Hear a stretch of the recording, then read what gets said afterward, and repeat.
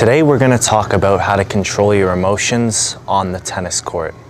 I'm going to talk about one powerful concept in this video which has made a huge difference in my own game, and that is conscious breathing in between every single point.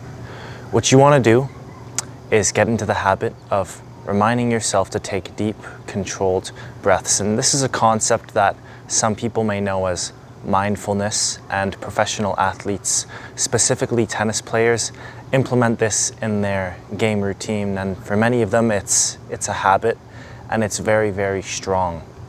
Now, what I like to do after I finish a point is just kind of clear everything from my mind. You don't want to think in the past, you want to be in the present moment.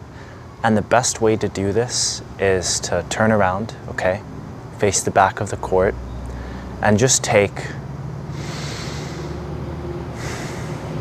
about 2 or 3 inhales and exhales through the nose. Nose breathing is better than mouth breathing, believe me. And you just want to get deep and feel like you just fill yourself with oxygen and then release. And what I like to do is actually pretend that I'm in a cold shower. Now this may sound weird, but the next time you take a shower, try have a cold shower, and when you feel that stress, that little bit of uncomfort, you're gonna take a deep breath in while the cold shower is falling on you, and then out, and then just feel yourself sort of relaxing and coming into this state where it doesn't even affect you anymore. And once you can get used to this, essentially dealing with stress, you'll use this same concept in the point as well. So you'll pretend the water's falling on you, you'll breathe in, and then breathe out, okay? Now you're gonna use this breathing tip to help you get in the zone when you're playing. Now, another thing that you need to do to get control of your emotions on the court is stop getting angry when you miss. So I talked about this at the beginning of the video a little bit as well. You wanna not live in the past. The way to play your best tennis is to live in the present moment. Don't think, oh, what happens if I lose this match? What happens in the next round? You want to focus on the current point. And also don't think about what happened before in the match, because it's really out of your control. The best way to control your emotions is to focus on what you can control. And in tennis, it's basically really just your serve and your game strategy. You want to get into the habit of playing against yourself and not the opponent. So you want to play your own game. You shouldn't really feel like you have to, adjust the way that you play based on the player.